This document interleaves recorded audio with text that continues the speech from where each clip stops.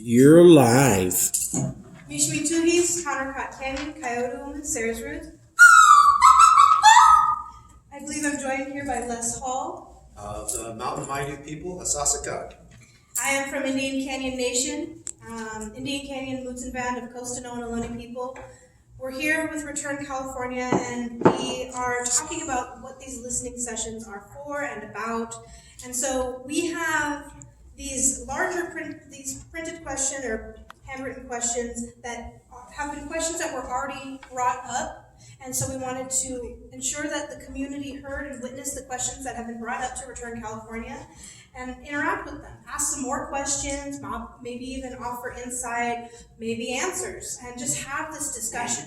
And then what we also did is we took index cards from our community today who also asked questions that we are documenting along the way, because it is so very important that we listen to the community to witness what they're saying as well as what they're feeling, to ensure that are we going in the right direction? Are all of the considerations and perspectives being brought to the surface? Are these conversations being had? Because many times in many environments they're not. And so right here, right now, we're just having a discussion. We happen to be here at this listening session with Return California, and this is not an official, we're the face of it. We're just here having a conversation and listening. And so we're also attempting to be the voice of the community members who are present or who have been present, who've even brought these up digital questions. So we're going to go through a few questions and share how we're having this open space and interaction. And so one of our first questions is, would having land return promote healing? And here we are in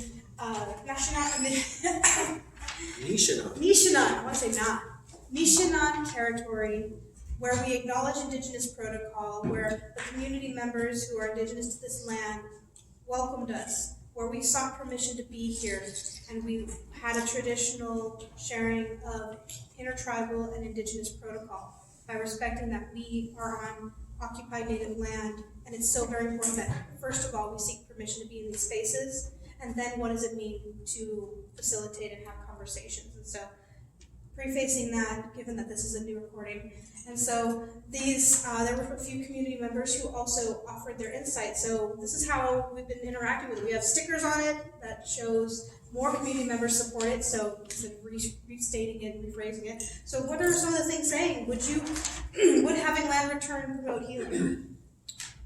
Returning land, especially specific to ceremonial and gathering lands, would allow continued culture and healing. Duh. Absolutely, absolutely. The next comment. Yes, I believe at a deep core level, an Indigenous person would take a deep breath and long sigh of relief to know that their land is now once again part of who they are, and they can truly begin healing, which will take time to unravel the atrocities perpetuated against them. Oh, Very strong. Right? Any extra commentary from you or me? The healing process is something that at some point we have to all be part of. And no matter what background you are, you have to acknowledge that there is a healing process involved in many different aspects of our well-being.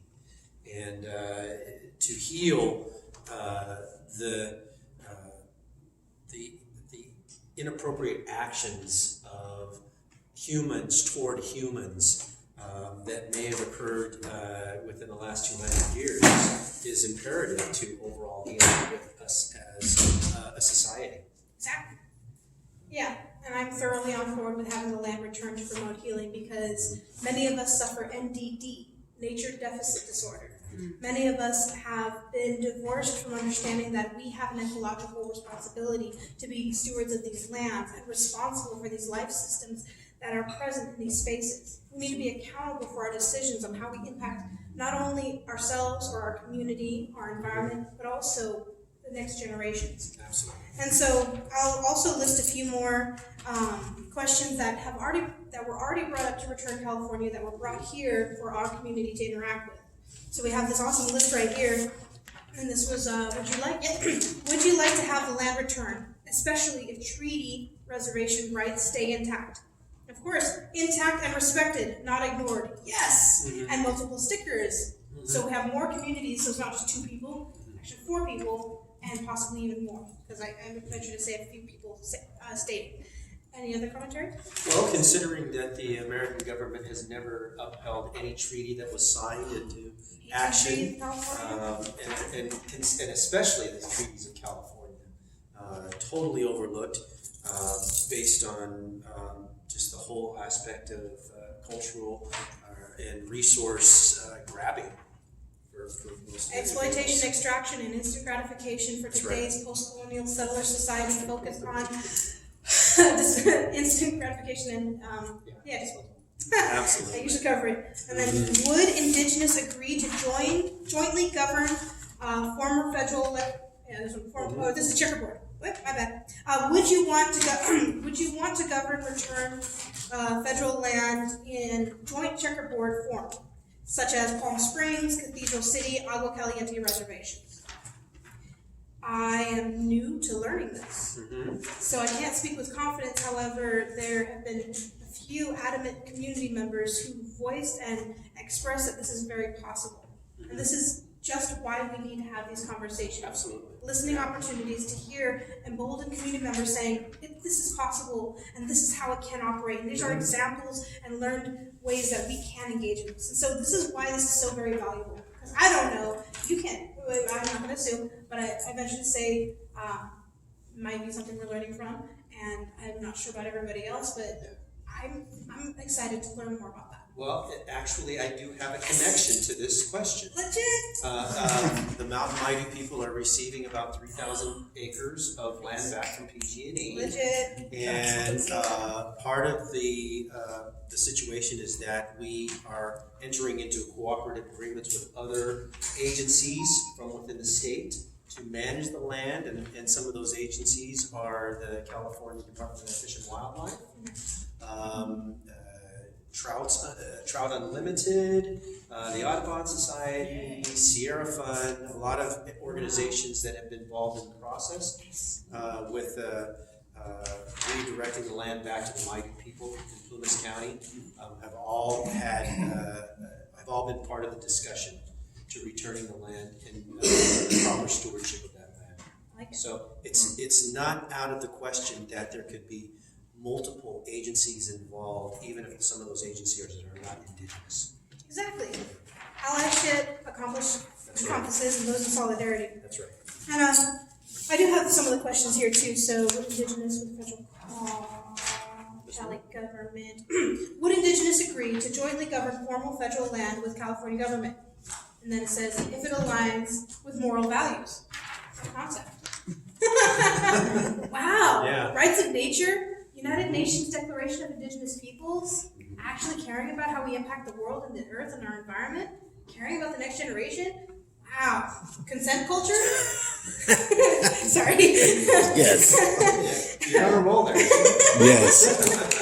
So, I mean, and this is just talking about the ones that were already brought up. Yeah. And so, I'll kind of riff through the handful of the ones that are here. Would Okay. you want to govern federal, why would Cali agree to return land if Indian Judgment Act already compensated? I'm new to learning about the Indian Judgment Act. So was this the act of the late 60s, the early 70s, where California Indians were given $668? Oh, yeah, my mom got some of that. My uncle got some of that. In fact, I and my family all received a $668 To check. free up California. That's right, in reparation for the land. Ooh, that was taken. $600. How do you feel about your ancestors who Well, that was about a penny of an acre per acre. Wow. It all adds up. I don't know how I feel about that. It's already been compensated. Get over it. No, I we can didn't talk assure about you, that. it's very far below present value. Right? Are you open to the idea of Nation for Indigenous of Cali made from federal land, especially if California government helps set up the infrastructure? One person says yes, and if California government helps set up infrastructure with no strings attached. So we'll help build infrastructure if you give us something. No. True recognition of sovereignty is also assisting and being in solidarity. Yeah, and You know, the problem that we have come up against as the Mountain Mighty of Plymouth County receiving the PG&E land back is that there were so many stipulations and so many hoops that had to be jumped through, and so many ongoing policies and procedures that we still have to maintain that is outside of our own reckoning and our own ability to be good stewards of the land. It's almost to the point where it's disheartening, because even though we may be receiving that land back for our continued heritage, there's still that connection that is still being maintained by governmental sources. Right? So it's very hard. You know, I would say that if it was a choice between not getting the land back and getting the land back but having to have those connections, yes, of course, we will take the land back if we can deal with those connections in an appropriate way. Right? I'm all for that. Do you still want the treaties that have been broken from 1851 to be respected by the California government? It kind of would be nice because they've been broken, but I mean, it would be nice for that acknowledgement, for people to truly be informed that treaties are the legal law of the land, from the Constitution. It's not the Indians saying they wanted it. This was the government who established those treaties and those government-to-government agreements. And that is so important. It's a government-to-government agreement. If that treaty would have been with Canada or Great Britain, you would certainly be maintaining that treaty. But because it was with the indigenous people of the land, it was much easier to just break the treaty and move on. Yep. How can indigenous exercise their right to grant asylum to refugees, many of whom are indigenous people fleeing their country? One person said asserting sovereign rights, asylum, persecuting crimes against humanity, and acceding the UDHR Rome status, etc. Well, Universal Declaration of Human Rights. Universal Declaration of Human Rights. Well, that's an exercise of sovereignty. And as an indigenous person, I recognize that exercising sovereignty is a necessity. Absolutely. I go crazy when I hear people saying the U.S. government has a federal recognition process and our community is seeking federal recognition. Yet that organization puts the standards of what you need to meet to prove. Wait a second. Instead of us working our tail off to prove who we are, the U.S. government should be working their tails off to prove who we're not. And it's like, wait, to exercise our sovereignty, we have to follow your parameters to validate our existence, when exercising sovereignty is just doing. However, we operate in this post-colonial society, which is very challenging. So I recognize those who are seeking that route as a possibility. I respect those who are seeking that route. I also don't understand it. I also am like, who cares? And then I'm like, but it can't help. And so I'm always been right along the line of that. So I'm not going to bash anyone who's in that process, nor I'm going to praise those who are like, I'm not anything. Like, I'm for people being good stewards of the land and being good ancestors in training to ensure that the next generations can look back and say, I am proud of these community members. I'm proud of my ancestors. So I'm kind of wishy-washy on it. Yeah. There's a lot of perks to be federally recognized, though. It is, and I am not part of a federally recognized tribe, but I've never had a problem believing myself to be a tribal person, even though I don't have federal recognition, which means that I don't need the federal government to tell me I'm Indian. Right? Exactly. What would you like Return California to Indigenous people to look like? Your wildest dreams, your pie in the sky. One is like prompt the community with this inquiry. Oh, so this is an infrastructure inquiry. Prompt the community with this inquiry, possible breakaway circles in discussion, and come back to discuss on a broader forum. So it's a possibility that at these circles, at these listening sessions, infrastructurally, a possibility that Return California can do is prompt people saying, what does it look like, and have discussions. And then when they come up here, we can talk about it. So I know we could go down really amazing deep rabbit holes, and I think we may have with one of the other videos, so it's very possible that could be prompted. But just sit on that. Just dwell, maybe even sleep on it. Dream. What would Return California to Indigenous people look like in your wildest dreams? And just possibly let that sink in. Because are we happy with how things are today? Are we happy with how the world is, or at least the United States, at least California? How things are happening, from policies to infrastructure to reliance on petroleum to poisoned oceans to all of these currents, to our education systems, to our food sovereignty. Just think about what it could look like pie in the sky without shutting our minds down saying, but wait, that's not possible. Or wait, that's not how it works. Oh wait, that law would hurt us. Oh wait. No, pie in the sky, just all of the dreams. Yeah.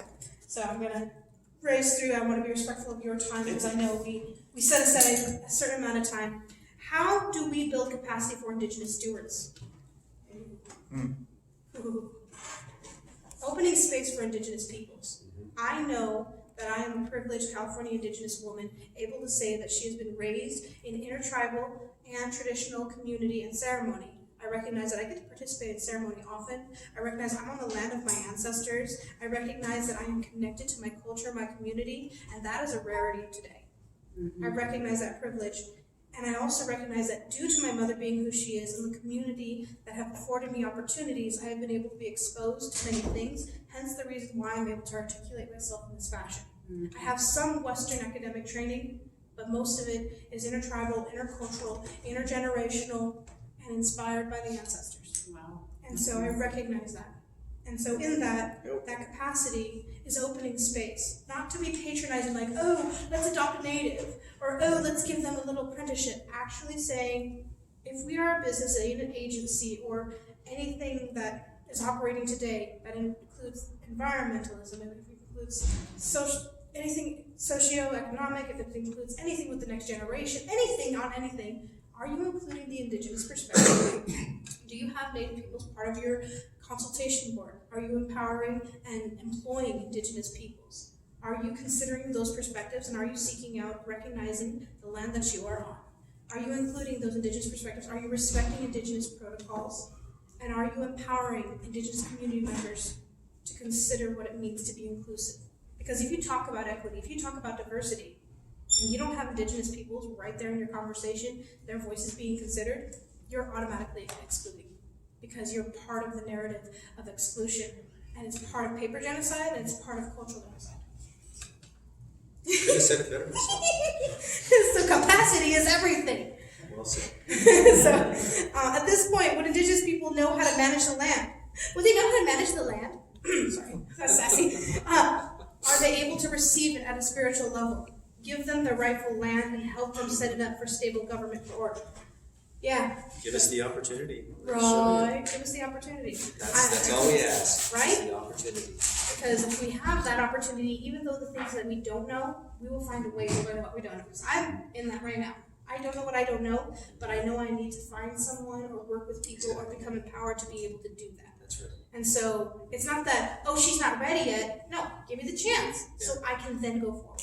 That's at least my say. That is something that is so lacking in this society, in this day and age, is that the opportunities don't necessarily exist for someone to progress, someone to give themselves a better way of life, because the opportunity is not there.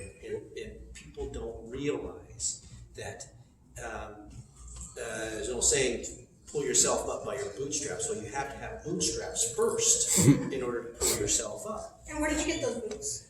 And who offered There's them so to many you? different ways of providing someone an opportunity. Yep. And what privileges are you benefiting from that you may not have done?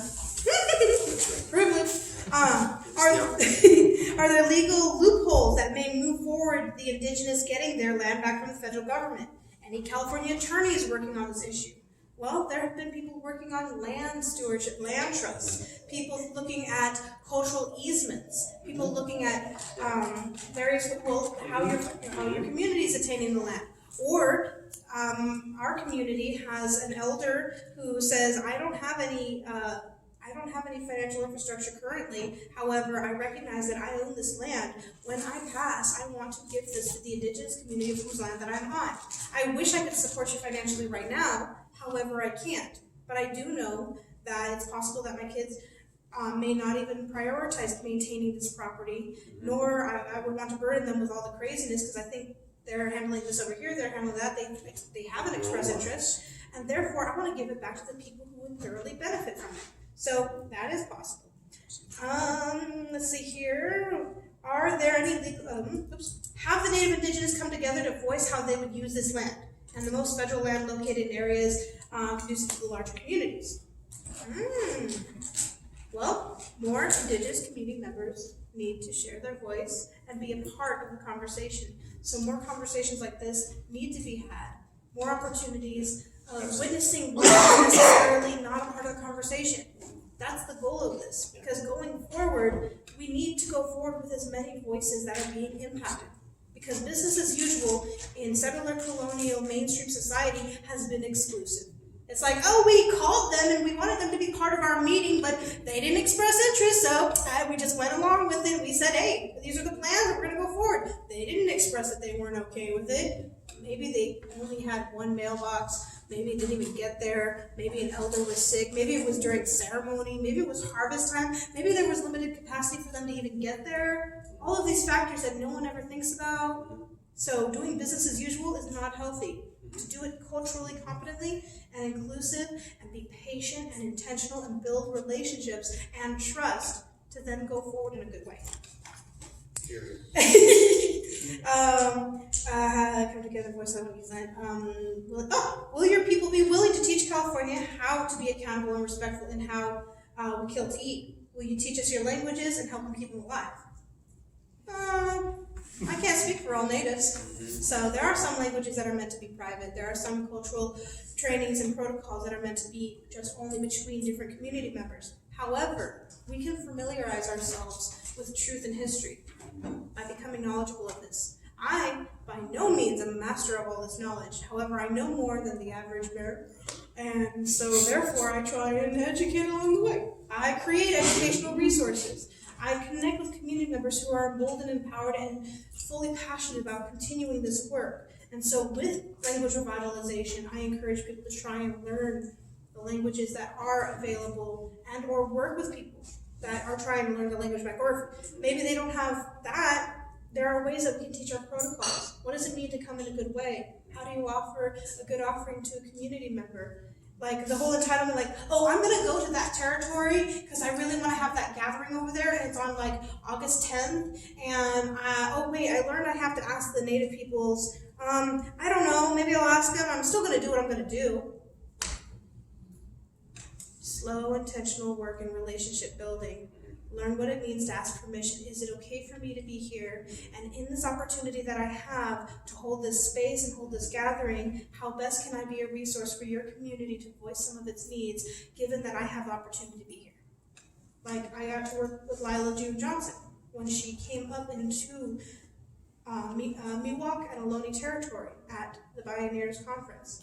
She followed respectful protocol. She even apologized because she recognized that she hadn't gotten a chance to engage with community members and did a last minute, but still very respectful and humble, accountable way of saying, I realize that I've been given this opportunity to speak in this place, and I should have done due diligence early on in reaching out to the community. However, it's still before my time to speak.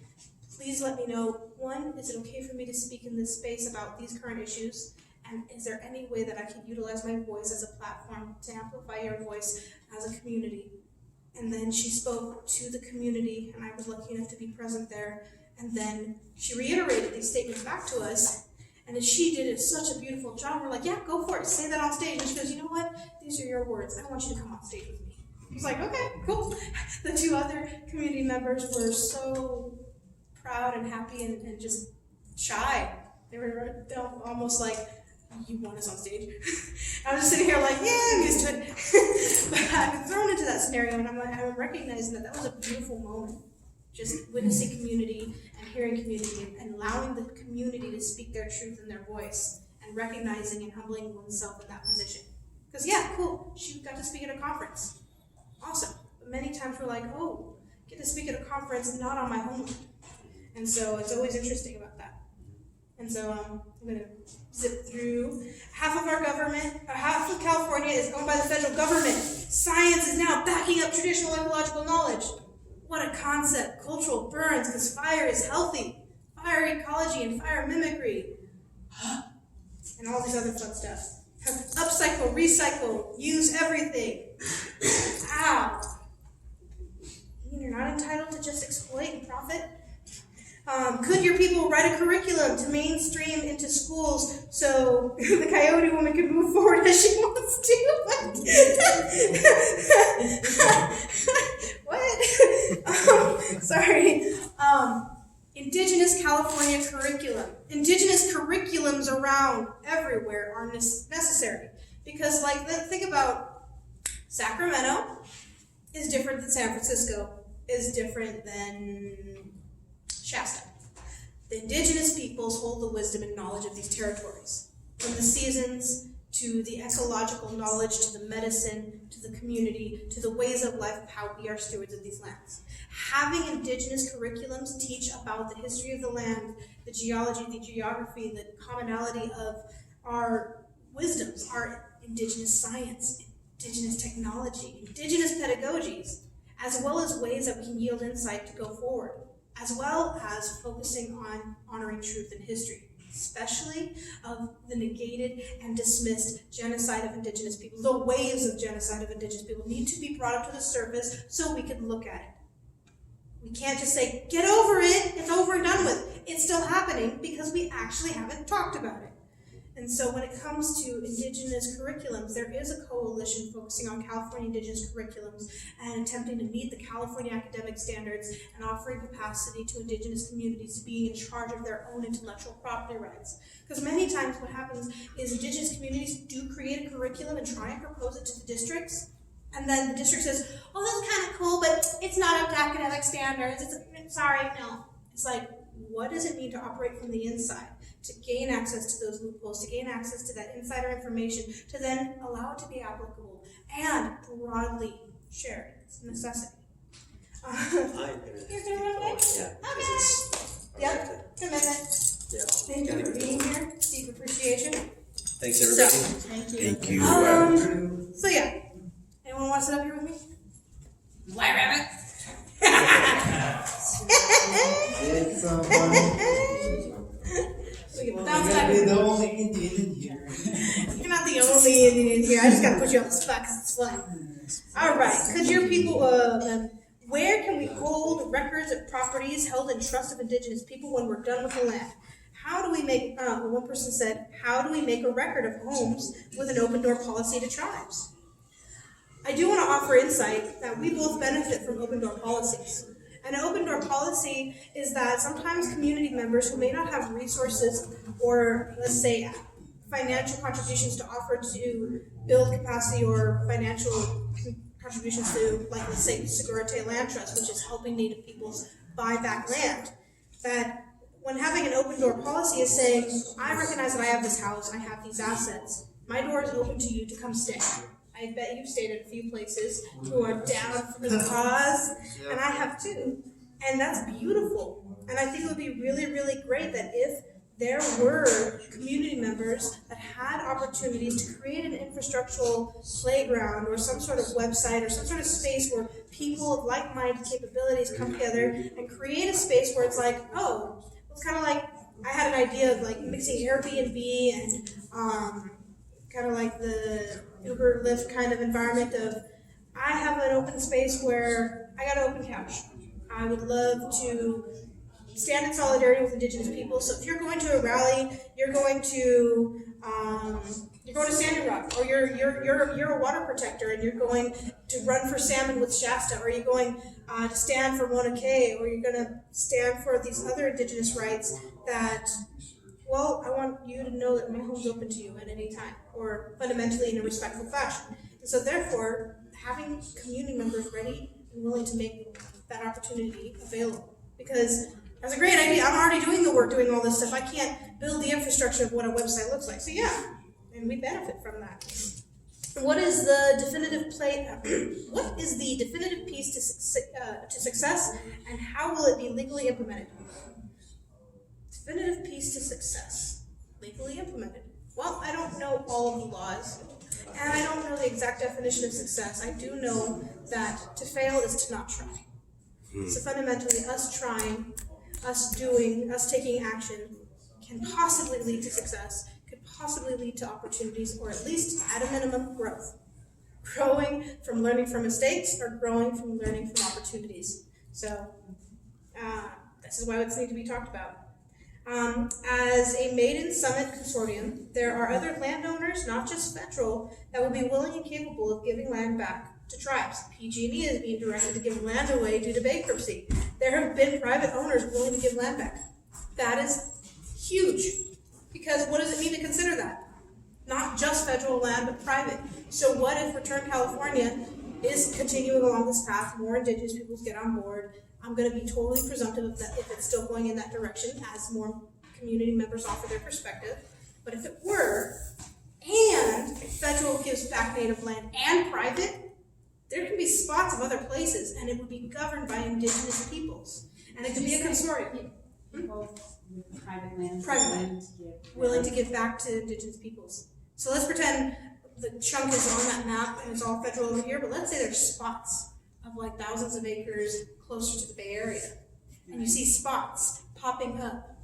And it looks like, oh, these people right in the Bay Area gave their land back, and look how beautiful it is, or look at the beautiful ceremonies or intertribal gatherings or intercultural and culture sharing opportunities that are transpiring in these new spaces, these new outdoor education facilities, these new permaculture institutions led with Indigenous wisdom keepers. What does this space look like?